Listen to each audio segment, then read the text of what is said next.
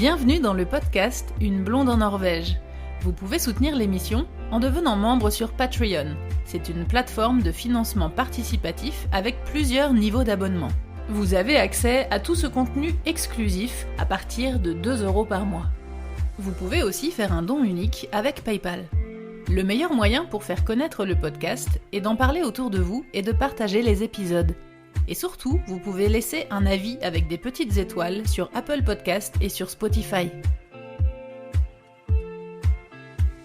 Ça y est, c'est les vacances de Noël. Je pense que j'ai bien mérité mes vacances car j'ai bossé à fond cette année sur les cours de norvégien.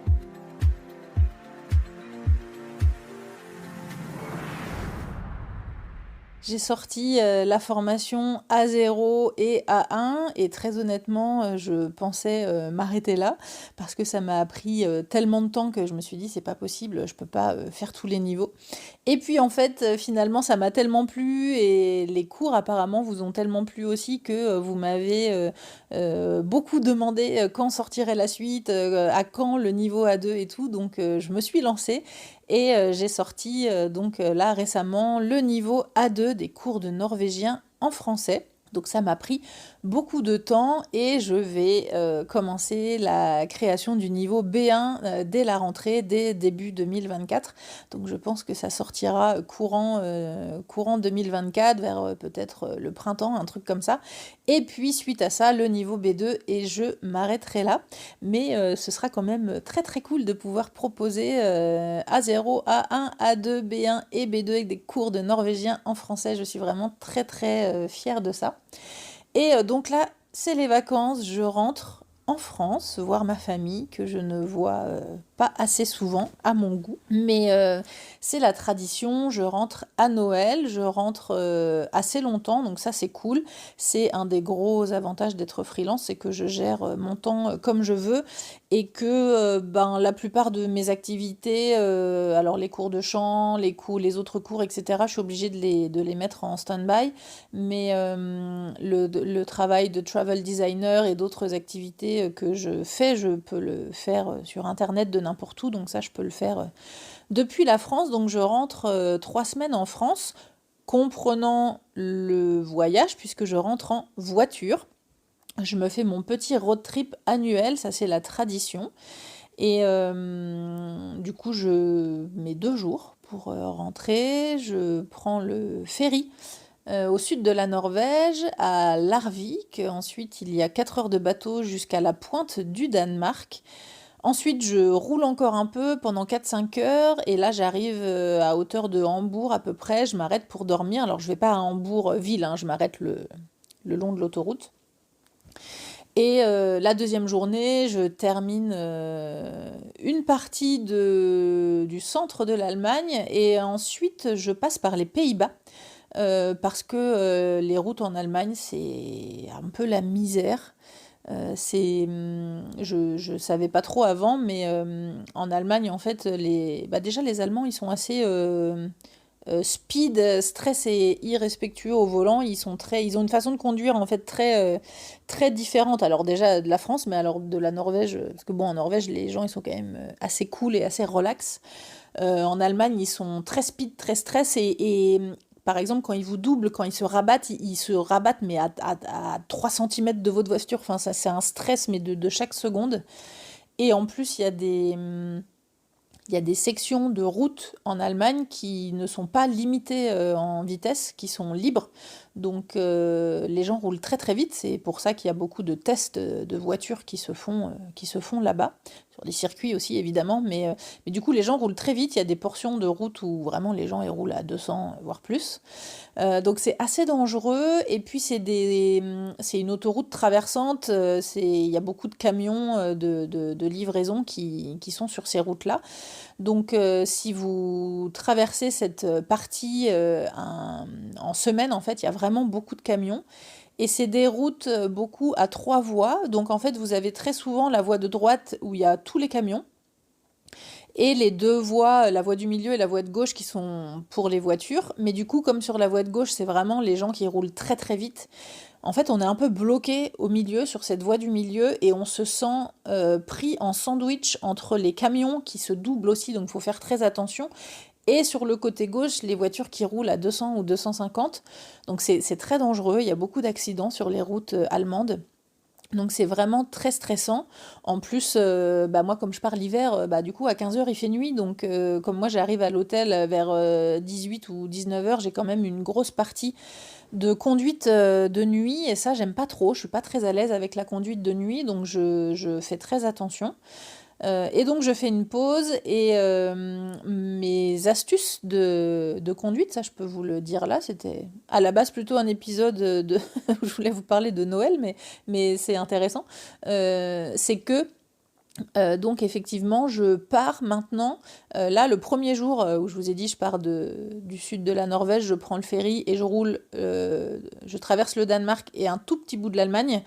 Ça j'essaye toujours de le faire un samedi. Comme ça, je traverse le gros de l'Allemagne le dimanche. Et comme ça, il n'y a pas de camion. Et j'ai pas toujours pu le faire parce qu'en fonction de mes horaires de travail, quand j'étais à Enerco, j'ai pas toujours pu partir au moment où je voulais. Mais les 2 dernières années, j'ai fait ça et franchement, ça change tout parce que le dimanche, il n'y a vraiment pas de camion et du coup, c'est beaucoup plus cool. Donc ça, c'est un point, un conseil que je peux vous donner si vous faites la route. Essayez de faire en sorte de traverser la plus grosse partie de l'Allemagne un dimanche. Et deuxième astuce que je fais, c'est que au lieu de passer par le centre de l'Allemagne où on passe par Düsseldorf, etc., c'est un coin qui est très très casse-pied parce que déjà il y a beaucoup d'accidents. Et en fait, c'est un endroit qui est en travaux, mais je sais pas, ça fait 50 ans que c'est en travaux et je crois que ce le sera toujours. C'est toujours en travaux en fait autour de ces zones-là, donc c'est très chiant parce qu'il y a beaucoup de déviations, il y a beaucoup de ralentissements, donc il y a beaucoup de bouchons. Et troisième point, c'est que du coup, comme c'est des gros travaux où ils construisent des nouvelles routes en fait, carrément, des nouveaux échangeurs d'autoroutes, etc., du coup, le GPS, il ne trouve pas la route.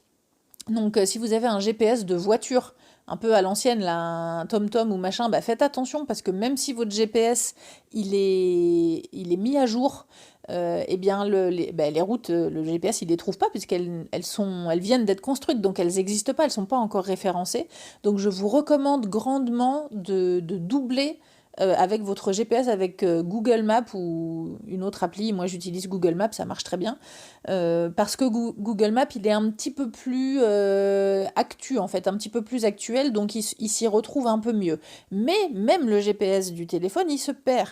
C'est-à-dire que j'ai perdu, il y a une année, j'ai perdu 2 heures, je crois, en tout, parce que justement, il fait prendre des échangeurs qui sont pas les bons, mais en fait, du coup, on retourne, on remonte, et après, pour faire le détour, ça fait un détour de 20 minutes de voiture. Enfin, c'est vraiment très, très, très, très chiant, cette zone entre le stress parce que les gens roulent vite, les accidents, les travaux, les ralentissements, le fait que vous êtes de nuit, donc avec les travaux, les lumières et tout, c'est un enfer sur la route, plus le fait que le GPS se perd, c'est assez chiant.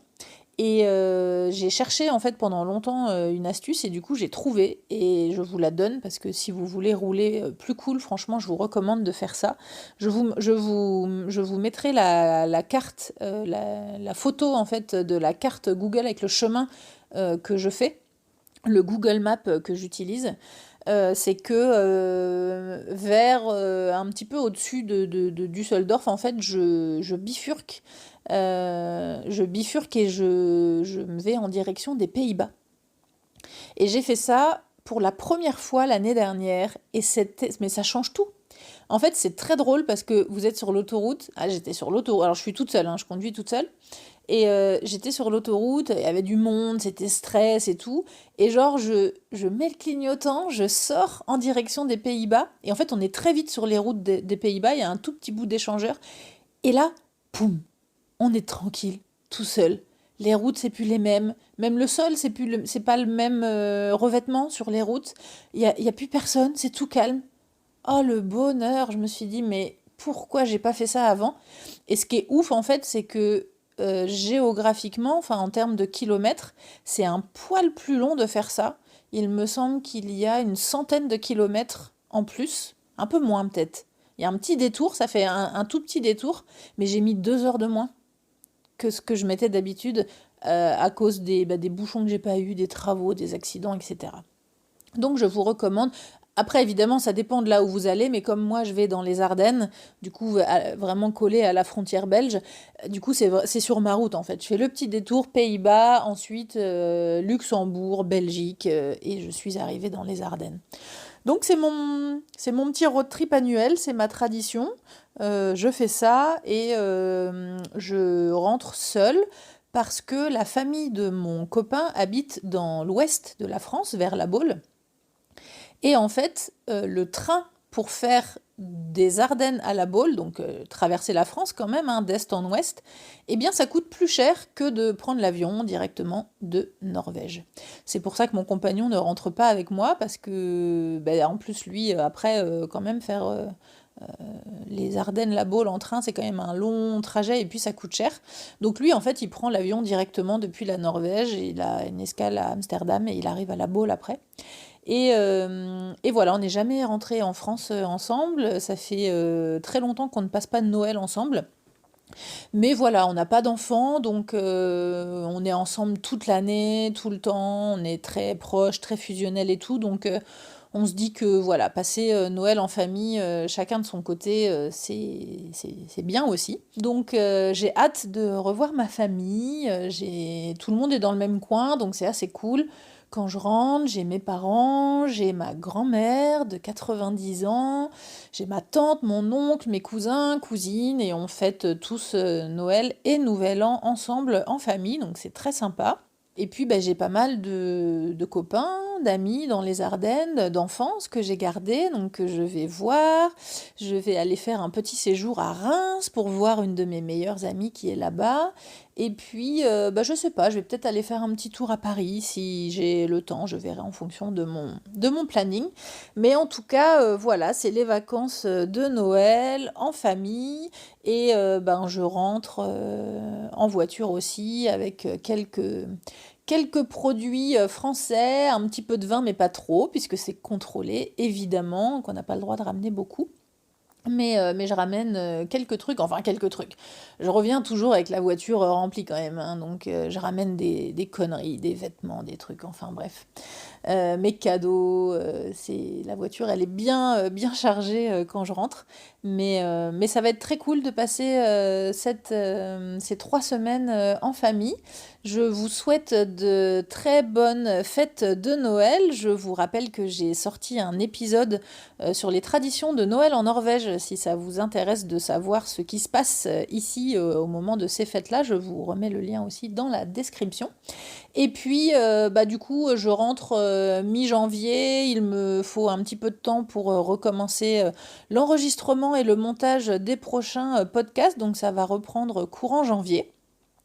Et en attendant, je vous invite à aller réécouter les anciens épisodes sur les thèmes de l'hiver. Il y en a vraiment plein.